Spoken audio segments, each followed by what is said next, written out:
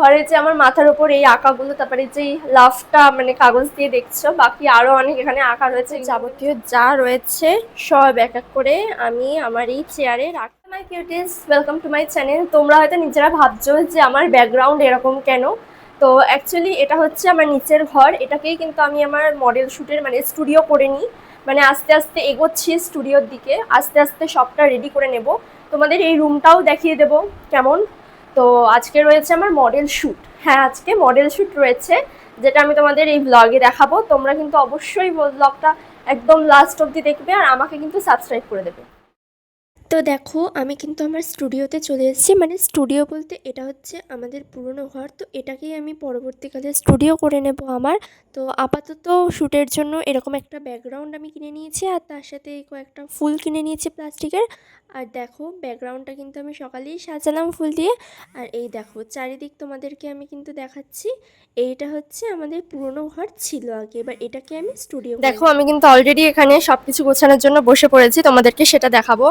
এই যে এর মধ্যে সব রয়েছে, এর মধ্যে রয়েছে আরো একটা বক্সে রয়েছে, তো এক এক করে সব গোছাতে হবে, তো সেগুলোই তোমাদের সাথে শেয়ার করব। যাবতীয় যা রয়েছে সব এক এক করে আমি আমার এই চেয়ারে রাখছি, যাতে মডেল এখানে বসতে পারবে আর আমি এখান থেকে নিয়ে জিনিসটা সুবিধা হয়। তো দেখো, এই যে এই হচ্ছে গিয়ে আমার প্যালেট, যেখানে আমি মিক্সিং করি। প্যালেটটা হলো, এরপরে এর থেকে যেমন নেব এই দুটো পাউডার, এই পাউডার দুটো নিয়ে কিন্তু এখানেই রাখবো, হাতের কাছেই সব রেখে দিয়ে আমি যখন শ্যুট করি। তারপরে নেব এই যে এই কম্প্যাক্ট না, সরি, এটা হচ্ছে কন্ট্রোর প্যালেট। তারপরে এখান থেকে এই যে এই জেল লাইনারটা নেব, আর এখানে আরেকটা আইব্রো জেল রয়েছে, এই যে আইব্রো জেলটা।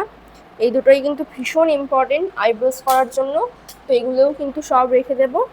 ব্যাস, মোটামুটি কাজের জিনিস যেগুলো মেন ইম্পর্টেন্ট সেগুলো কিন্তু এখানে রাখছি, আর বাকি যেগুলো সেগুলো হচ্ছে গিয়ে আমি ধীরে ধীরে পরে রেডি করি। এই ব্লাশ প্যালেটটাও যেমন রয়েছে, তারপরে আমার এই ব্যাগটাতে যেমন আরও একটা এই ব্লাশ প্যালেটটা রয়েছে, এটা কিন্তু ক্রিম ব্লাশ প্যালেট। আমার মাথার ওপর এই আঁকাগুলো, তারপরে যেই লাভটা মানে কাগজ দিয়ে দেখছো, বাকি আরও অনেক এখানে আঁকা রয়েছে, এগুলো কিন্তু আমি ছোটোবেলায় এই ঘরটা আগে আমরা থাকতাম, তো এখন তো উপরে শিফট হয়ে গেছি। তো এই ঘরটা যখন ছোট ছিলাম তখন এই ঘরটাই আঁকাআঁকি করতাম। এটাকেই আমি আমার নিজের স্টুডিও করে নেব ভবিষ্যতে। যদি তোমরা সাপোর্ট দাও, আরও ভালোবাসা দিতে থাকো, তাহলে কিন্তু ফুল স্টুডিওটা আমি রেডি করতে পারবো। দেন তোমাদেরকে আমি অবশ্যই দেখাবো আমার ফুল স্টুডিওটা রেডি করার পর। দেখো, এই ব্যাকগ্রাউন্ডটা কিন্তু আমি মডেল শ্যুটের জন্য কিনেছিলাম, আর এই ফ্লাওয়ারটা, তো আজকে এটাকেই দুটো একসাথে সাজিয়ে দিই। তো আমার মডেল কিন্তু চলে এসেছে, আমার সুন্দরী মডেল। আজকের লুকটা যে তোমাদের দেখাবো, তোমরা কিন্তু ভিডিওটা পুরোপুরি দেখবেই কিন্তু বুঝতে পারবে, তো ভিডিওটা তোমরা দেখতে থাকো। মডেলকে কিন্তু আমি শাড়ি পরিয়ে দিয়েছি, দেখে নাও।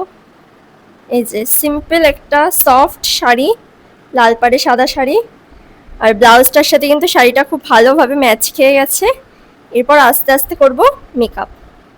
তো ফাইনালি আমার কিন্তু শ্যুট হয়ে গেছে। আমার অবস্থা খুব দুর্দশার মতো লাগছে, মানে না খেয়ে রয়েছি, দুপুরে কিচ্ছু খাইনি, সকালে একটু ভাত খেয়েছি, তো তারপরেই শ্যুট করতে বসে পড়েছি। এই যে আমার ফাইনাল লুকটা দেখো, এটা হচ্ছে আজকে শ্যুটটা হচ্ছে বৃদ্ধির শ্যুট। তো খুব সিম্পলের মধ্যে একটা মেকআপ, এই যে শাড়ি, দেখো খুব মিষ্টি লাগছে আমার মডেলকে দেখতেও খুব মিষ্টি হচ্ছে, না লাগছেও খুব মিষ্টি। তো তোমরা কিন্তু অবশ্যই জানাবে যে লুকটা কেমন হয়েছে। লুকটা হচ্ছে বৃদ্ধির লুক, বাঙালি ওয়েডিংয়ের বৃদ্ধির লুক। তো তোমরা কিন্তু অবশ্যই জানাবে কেমন হয়েছে আমার মেকআপটা। তো এই যে আমার ফাইনাল লুক, আর মেকআপটা করতে কিন্তু একদমই আমার কম সময় লেগেছে। মানে আমি 12টার সময় মেকআপ করাতে বসেছি, দুপুর 12টার সময়, আর 3টের মধ্যে কিন্তু হেয়ার স্টাইল দিয়ে মেকআপ দিয়ে ফুল লুক কমপ্লিট হয়ে গেছে।